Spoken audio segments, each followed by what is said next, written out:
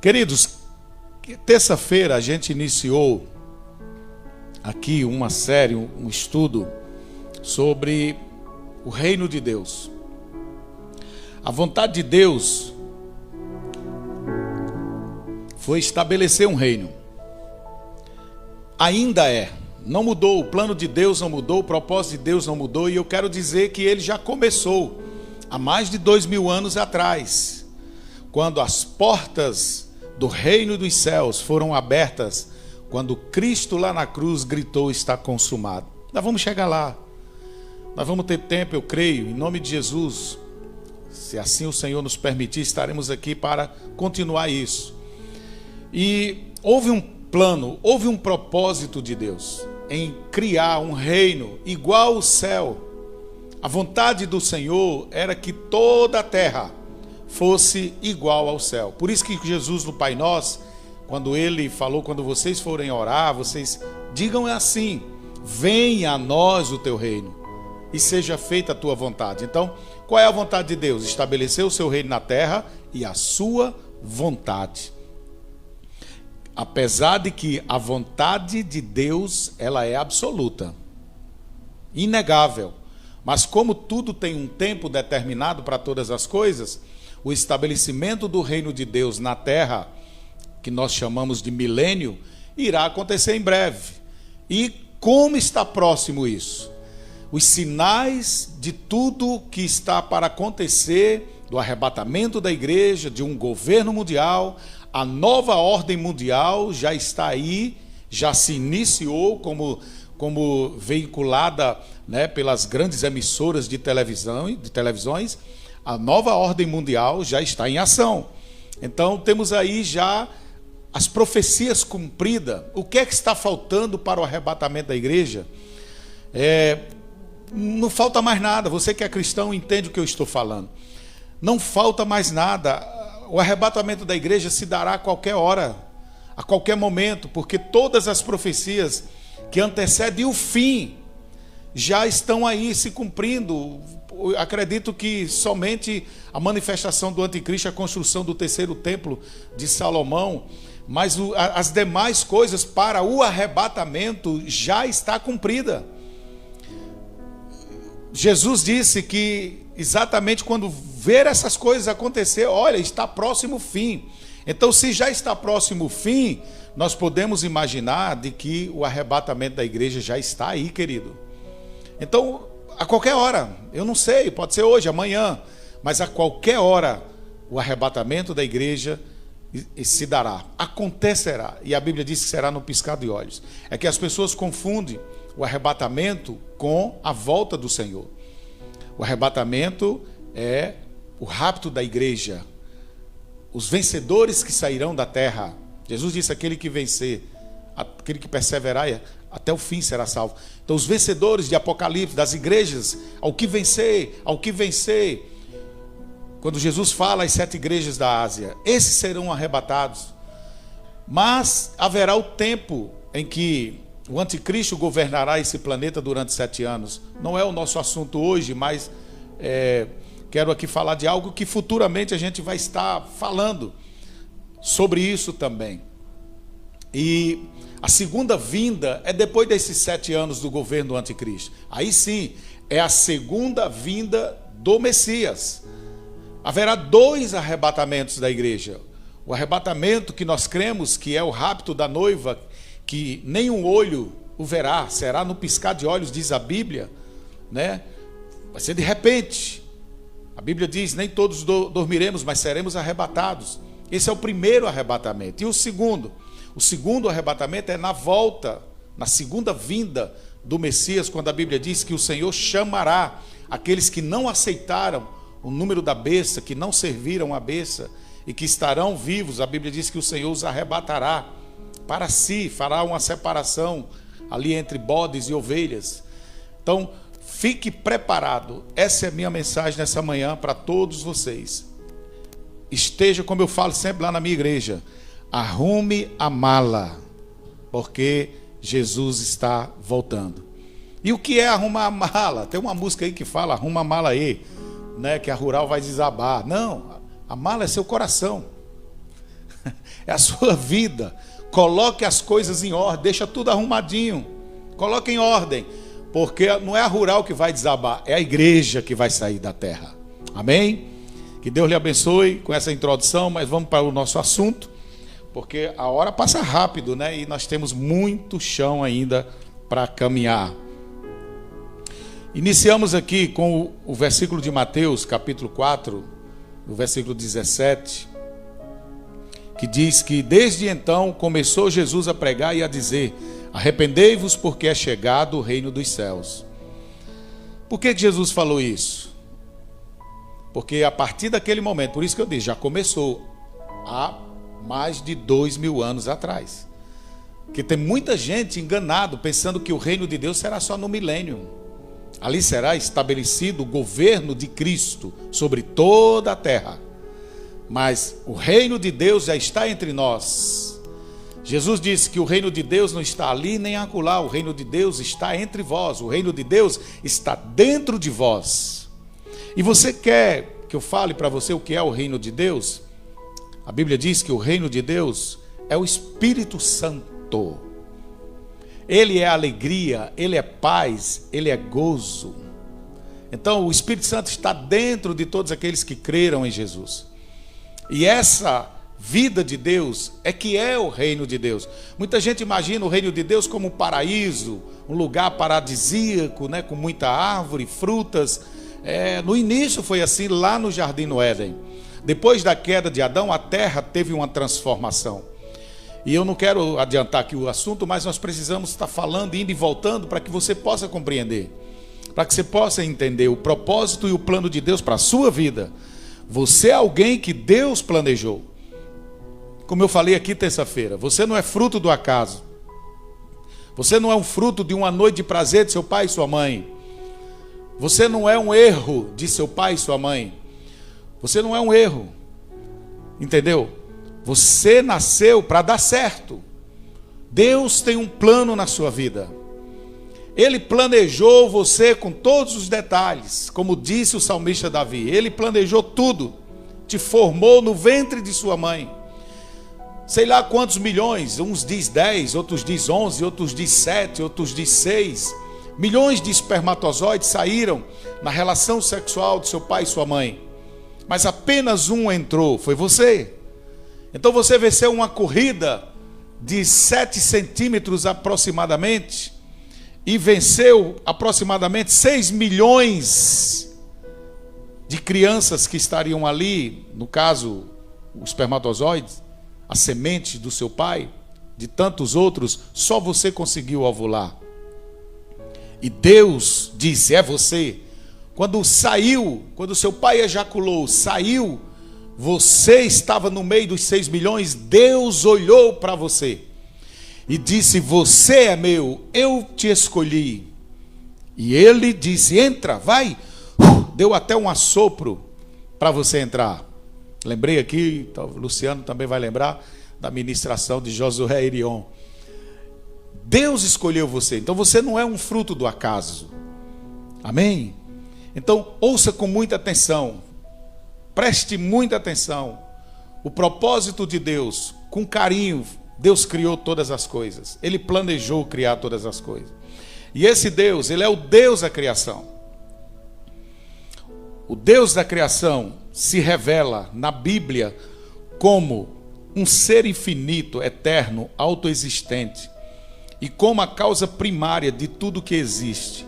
Nunca houve um momento em que Deus não existisse, conforme afirma Moisés no Salmo 90, versículo 2: antes que os montes nascessem, ou que tu formasses a terra e o mundo, assim de eternidade a eternidade, tu és Deus. Noutras palavras, Deus existiu eterna e infinitamente antes de criar o universo finito. Ele é anterior a toda criação, no céu e na terra, está acima e independe dela. Colossenses 1, 15 ao 17 diz: este é a imagem do Deus invisível, o primogênito de toda a criação, Pois nele foram criadas todas as coisas nos céus e sobre a terra, as visíveis e as invisíveis, sejam tronos, sejam soberanias, quer principados, quer potestades, tudo foi criado por meio dele e para ele. Ele é antes de todas as coisas, nele tudo subsiste. Esse é Jesus, o Deus encarnado. Ele é o Verbo que se fez carne. E quando nós chegarmos em Jesus, você vai compreender quem foi esse homem. A palavra que saiu da boca do anjo, que entrou no útero de Maria. Por isso ele falou para Nicodemos: aquele que é nascido da carne é carne, mas aquele que é nascido do Espírito é Espírito. Esse é o novo nascimento que Jesus estava falando para Nicodemos, que só quem nascer de novo poderá entrar no reino dos céus. Mas aqui a gente vai, quando está sempre os pregadores ministrando, falando, a gente quer levar sempre para o milênio. Mas precisamos entender que o reino dos céus começou lá no jardim no Éden. Ele se iniciou lá e Deus traçou um plano perfeito para que ele pudesse dar continuidade a todos aqueles que nele crê. Então podemos viver hoje o reino de Deus. Se não fosse assim, Jesus não teria dito em Mateus: é chegado a vós o reino dos céus, é chegado a vós o reino de Deus. Porque essas duas palavras se confundem, porque Mateus, quando ele fala reino dos céus, Mateus pregou para os judeus. Os judeus não pronunciam o nome de Deus, eles consideram blasfêmia. Eles respeitam o nome de Deus para que não seja usado em vão, de qualquer forma ou de qualquer coisa. Eles não usam o nome de Deus. Então Mateus fala reino dos céus, mas os outros apóstolos, os outros evangelhos dizem reino de Deus, mas é a mesma coisa. Reino dos céus e reino de Deus. O reino dos céus já iniciou. O reino de Deus já começou há mais de 2000 anos atrás. Ele foi perdido. Existem muitos filmes, o Elo Perdido, o Paraíso Perdido. Existe tanta coisa, existe tanta busca por um paraíso perfeito. Existe tanta busca por esse lugar que se perdeu. E que é interessante que ele estava entre céu e terra, tudo ali ligado, era como se tivesse um ligado no outro. Assim como o Rio Negro e Solimões, bem juntinho ali um do outro, ali ligados um no outro, entendeu? Um passo você já estava no Éden. Deus pegou Adão e tirou da terra e plantou no Éden. Tem algum problema às vezes da garganta pela manhã, mas vai vendo, não liga muito para isso, que eu também não ligo não. Amém? Havia uma ligação entre céu e terra, era perfeito. Deus tinha acesso à terra, Adão tinha acesso ao céu, porque o Éden não é um lugar da terra. Tem gente aí procurando o Éden. Onde será que era o Éden? Vão para os mapas, pode achar a localização. Você pode encontrar mais ou menos pelo que a Bíblia fala, né? Quem entende disso daí, de geografia, pode ser que encontre a localização aonde estava ligado céu e terra. Mas acredite, o Éden não era um lugar na terra. Quando você lê a Bíblia, nós vamos chegar lá, você vai ver que Deus tira Adão. Por que eu vou e venho? Porque você precisa compreender. E a repetição é a base do aprendizado. Se eu não repetir muitas vezes, você vai esquecer o que eu estou falando. Então eu preciso estar repetindo, eu preciso estar falando a mesma coisa, às vezes 2, 3, 4, 5 vezes. Porque aí você vai conseguir captar. Você está entendendo? Então, é repetindo que você vai aprender.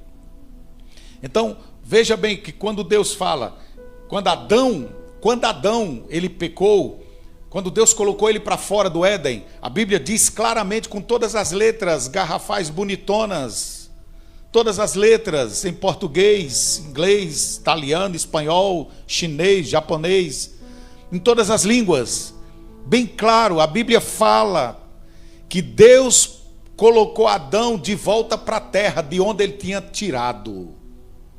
Deus tinha tomado Adão. Adão estava aqui no Éden, Não sei se dá para ver o copo, é aqui. Deixa eu ver aqui. Adão estava no Éden. Aqui é o Éden. Aqui é a terra, aliás. Aqui é o Éden. Deus pegou Adão. Está aqui. Muito bem, está ajeitando aqui aí. Agora sim, varão. Rapaz, vocês são profissionais, viu? Não é Rede Globo não, mas é profissional. Mas muito melhor do que a Rede Globo. A Rede Globo está uma rede de esgoto, né? Adão saiu.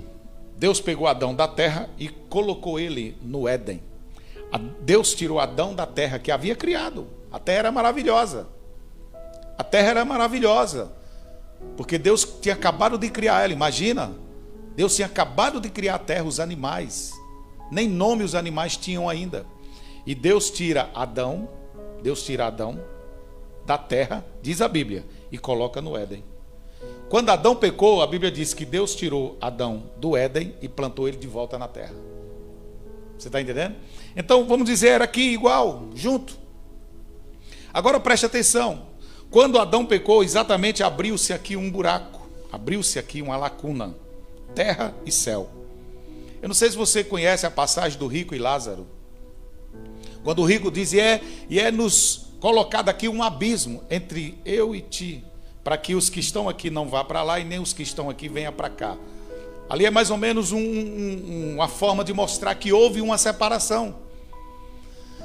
Houve uma separação na queda de Adão. Mas o plano de Deus mudou? Não.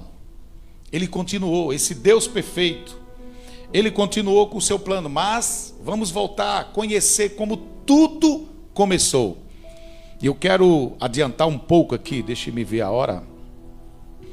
Quero adiantar um pouco da história de como tudo começou. Deus tem uma visão maravilhosa, tremenda. Ele sonhou e projetou a criação do universo. Você está me entendendo? Deus sonhou e projetou a criação do universo. Onde está escrito? Nós vamos começar com um trecho de Jó, capítulo 38, versículo 4. Eu gostaria muito que você pudesse anotar, não pegue Bíblia para procurar, porque talvez não dê por causa do tempo, mas quando você for ouvir essa programação na terça e na quinta, eu te aconselho, compre um caderno, uma caneta, só para você anotar coisas que Deus vai te falar, e Deus vai te falar muito. Quando Deus me deu essa palavra, pastor, o senhor ouviu isso de alguém, o senhor aprendeu? Não, quando eu pego de alguém, alguma palavra, eu dou nome ao escritor, ao pregador. Sempre quando eu vou pregar, José Prince, pastor Luiz, seja lá quem for, René Terranova, Silas Malafaia, eu uso o nome. Essa palavra eu estava meditando e tal com fulano, mas essa foi o Senhor que me deu. Essa palavra Deus me deu um tempo atrás, muitos anos atrás.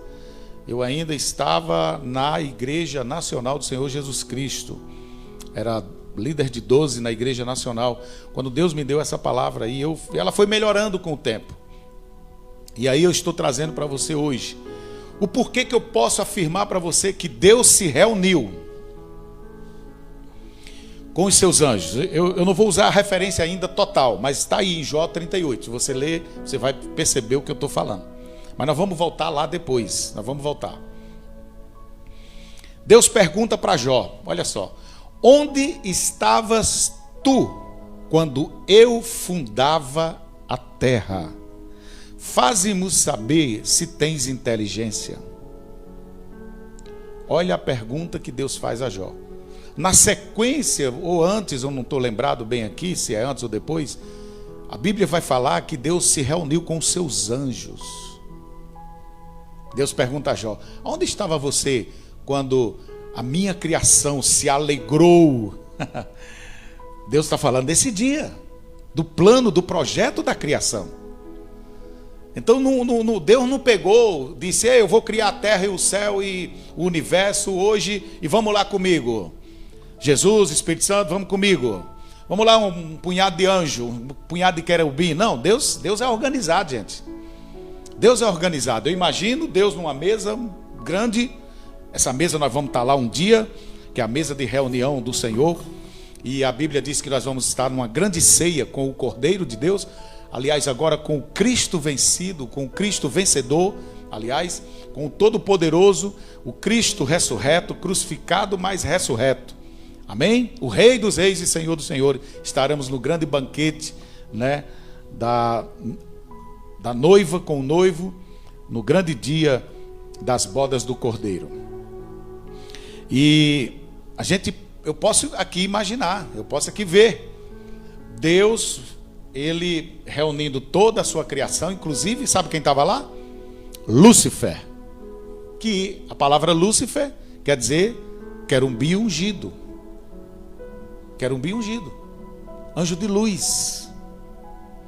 Ele era um dos principais, se não o principal anjo, querubim, da guarda de Deus.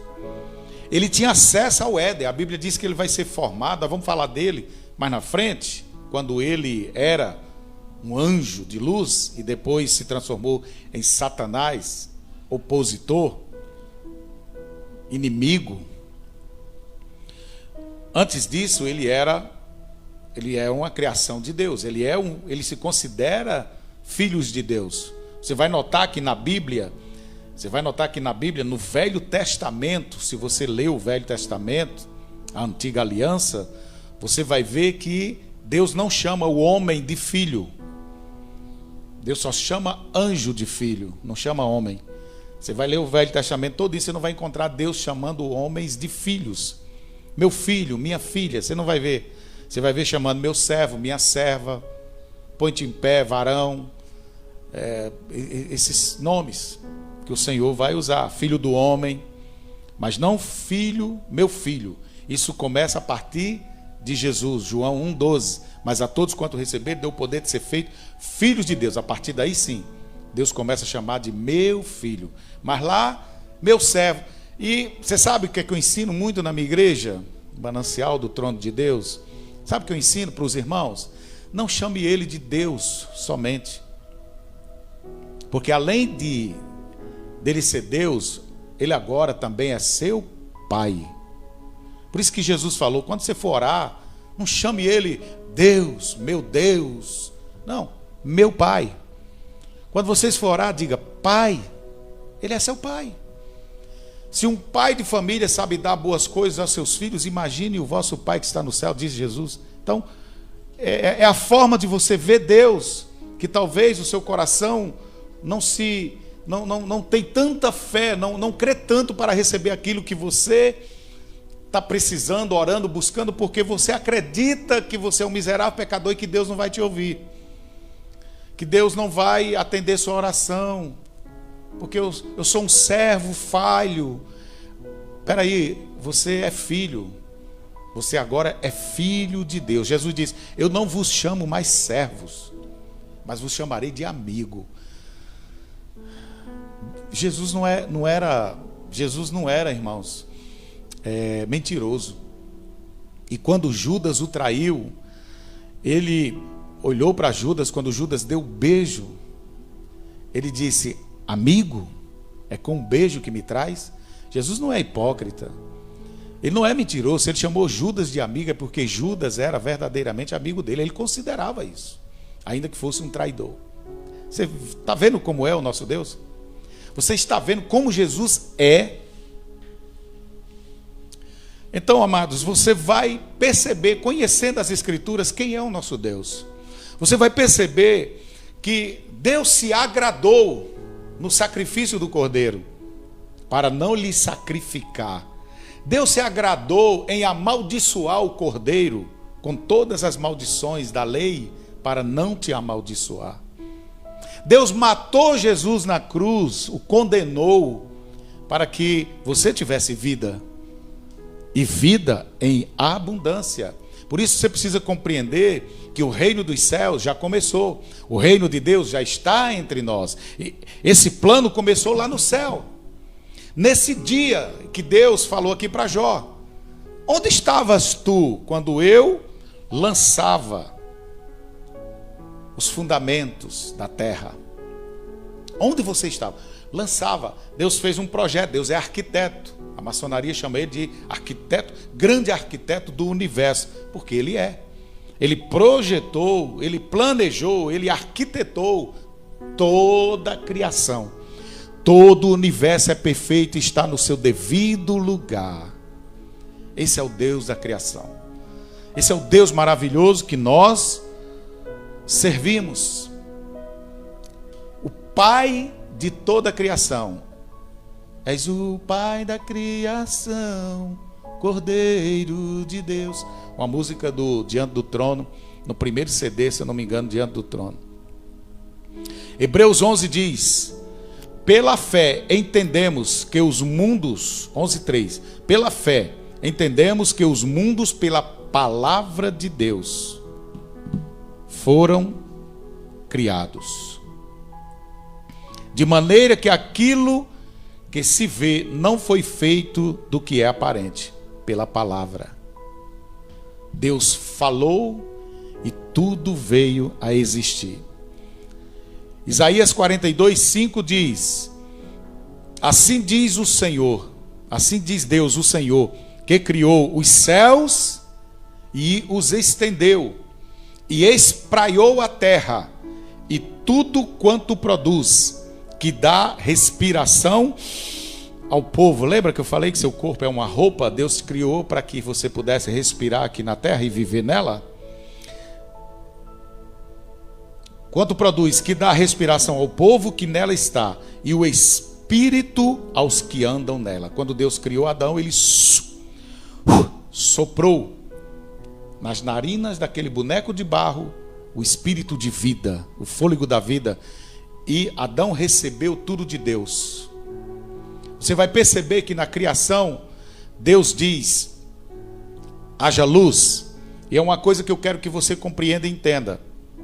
Nós vamos entrar nesse assunto. Hoje não dá tempo, claro. Mas você vai compreender uma coisa que talvez você nunca ouviu falar de ninguém. A luz, que quando Deus disse em Gênesis 1, não é o sol. Muita gente pensa que é o sol, mas não é. Nós vamos entender que luz é essa. Só te garanto que não é o sol. O sol foi criado no 4º dia. Quando Deus disse haja luz, foi o 1º dia. Então vamos lá. Deus cria os seres celestes. Deus criou toda a terra, todo o universo. Deu espírito de vida ao homem. Deu corpo ao homem. Agora ele cria os seres celestes. Porque nele foram criadas todas as coisas que há nos céus e na terra, as visíveis e as invisíveis, sejam tronos, isso fala de espíritos, sejam espíritos, anjos, sejam caídos ou não, sejam tronos, sejam dominações, sejam principados, sejam potestades. Tudo foi criado por ele e para ele. Deus cria os anjos, Salmo 148, versículo 2 e 5. Louvai-o todos os seus anjos, louvai-o todos os seus exércitos, louvem o nome do Senhor, pois mandou e logo foram criados. Então Deus criou os anjos, inclusive Lúcifer, que nós vamos ver agora. Ezequiel 28, 12 e 15. Filho do homem, levanta uma lamentação sobre o rei de Tiro e dize-lhe: assim diz o Senhor Deus, tu eras o selo da medida, cheio de sabedoria e perfeito em formosura, estivesses no Éden. Olha aqui como ele tinha acesso ao Éden, jardim de Deus, de toda pedra preciosa. Olha quem era Lúcifer, de toda pedra preciosa, coisas que os homens almejam hoje, ele dá, viu? Era a tua cobertura, sardônia, topázio, diamante, turquesa, ônix, jaspe, safira, carbúnculo, esmeralda e ouro, todo tipo de pedra preciosa. Em ti se fazia os teus tambores. Ele era mestre em música. Não é à toa que a música hoje é um lixo. O inferno só tem lixo.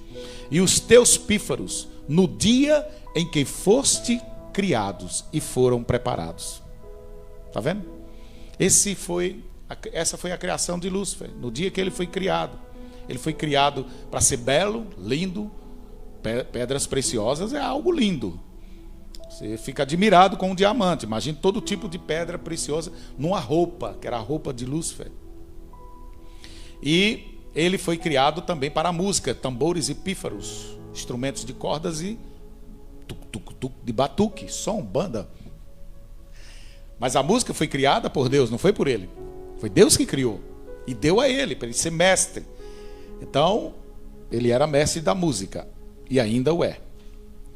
Deus cria o universo. 11:3, como nós lemos aqui no início. Pela fé, entendemos que os mundos, pela palavra de Deus, foram criados. Nós vamos ficar por essa introdução, encerrando a introdução, né? Hoje nós estamos encerrando a introdução. Amanhã nós começa, amanhã não, terça-feira, a gente começa a primeira aula. Assim Deus encerra a criação do céu e do universo, mas ele falta completar ainda a sua visão. A visão de Deus ainda não estava completa, ainda não foi totalmente estabelecida. Aqui Deus inicia o seu plano, o plano da visão que ele teve, que ele sonhou, que ele planejou.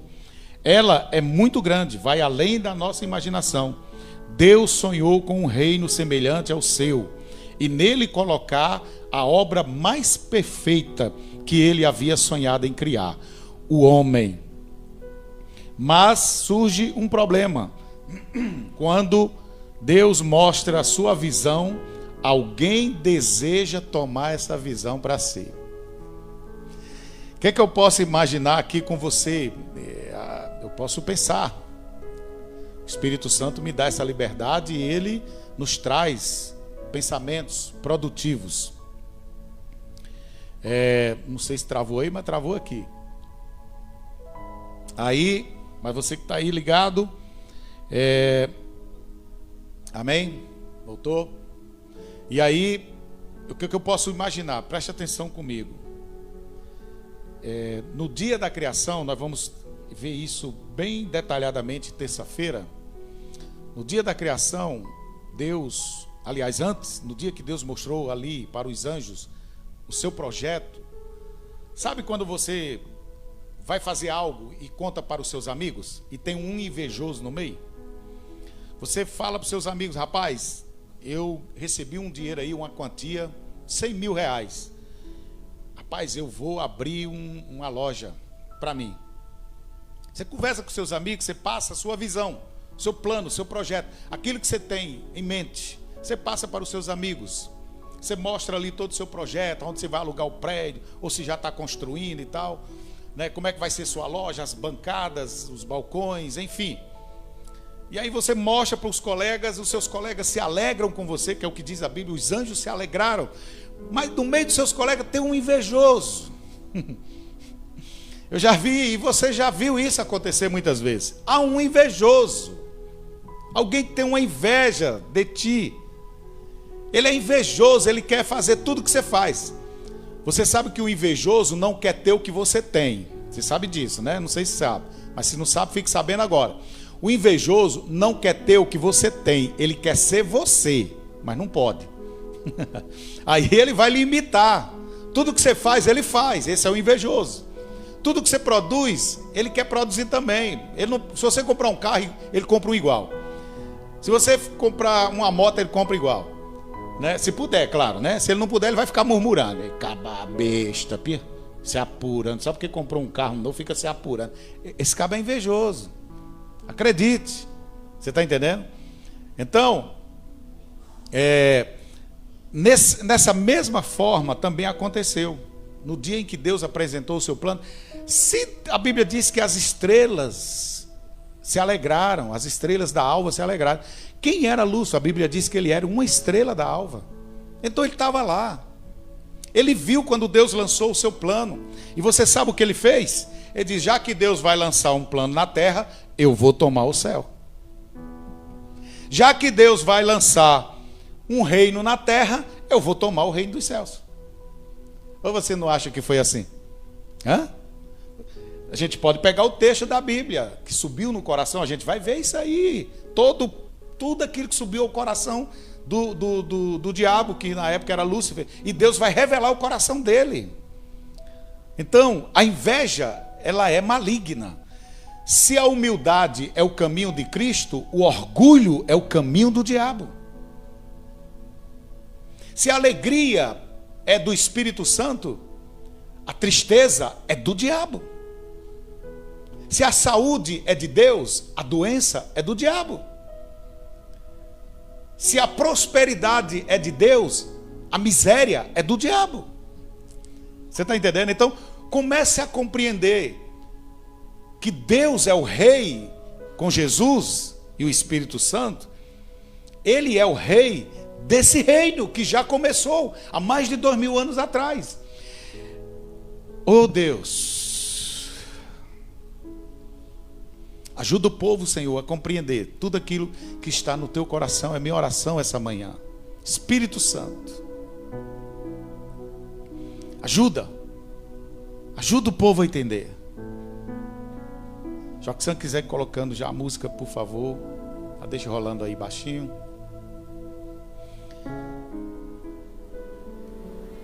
A Bíblia diz que o reino dos céus é paz, é alegria, é gozo do Espírito Santo, é justiça.